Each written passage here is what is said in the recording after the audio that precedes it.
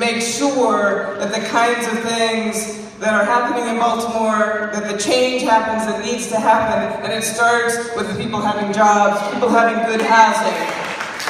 So we want to bring it all together. I've lived in Columbia Heights for 30 years.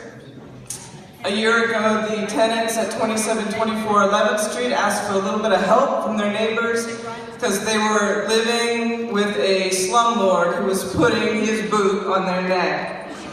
So with LEDC's help, the tenants formed a tenants association to push back against, I'm going to name a name here, to push back against Mr. Ellis J. Parker III. How many people are live in buildings owned by Ellis J. Parker III? All right. He lives in a really nice house in Florida, and he owns a lot of really bad buildings in DC filled with really good people.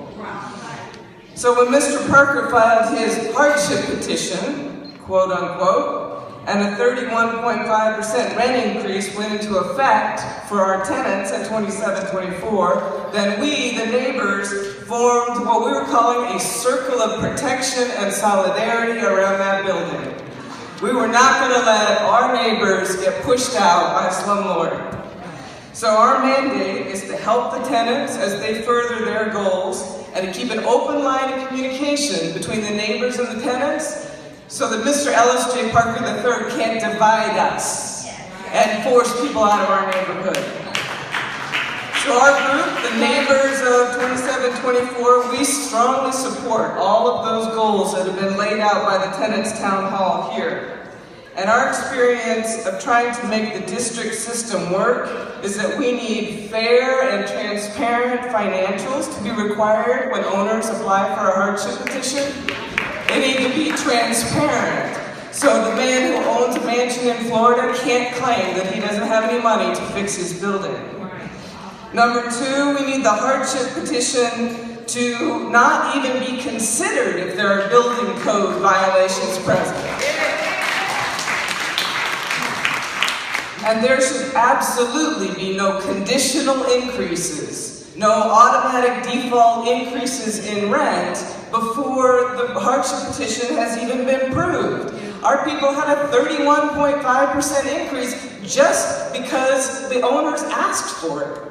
That's not affordable housing. That's not tenant protection.